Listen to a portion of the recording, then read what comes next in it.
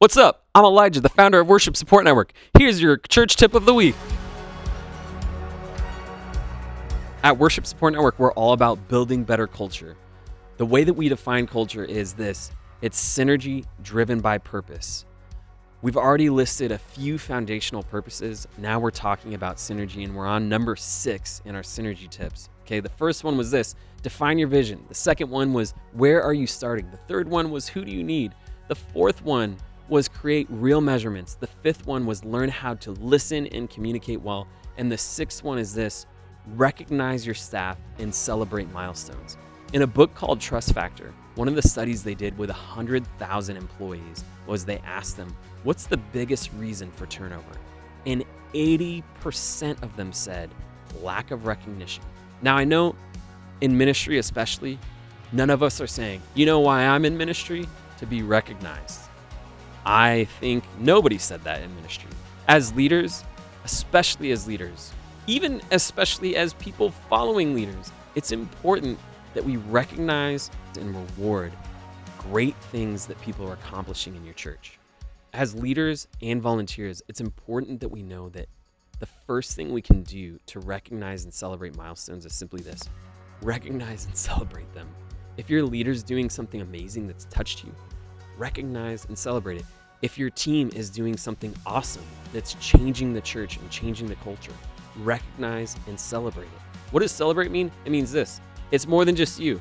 You get your team together, you say, hey, guess what so-and-so did? They did this, and this is how it affected us.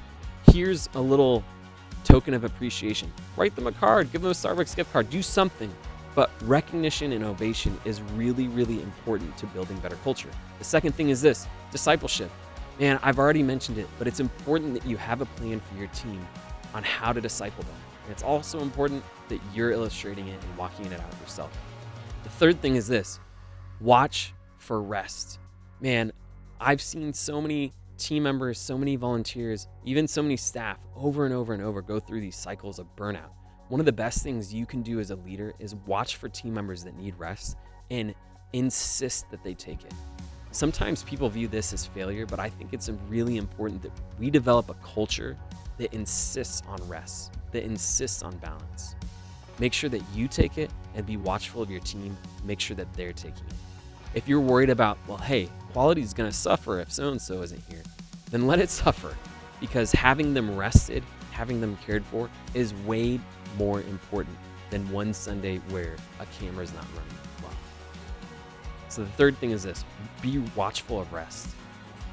The last thing is this: everything that we do, let it all revolve around Jesus. Whether we're recognizing people, whether we're discipling them, whether we're insisting on rest, make sure that they understand contextually how Jesus wants that. And let's make sure that we pursue it in a way that he wants that. Here's to building better culture in our teams. May this bless the kingdom of God, and may it bless you. Here's to all that's ahead. Peace.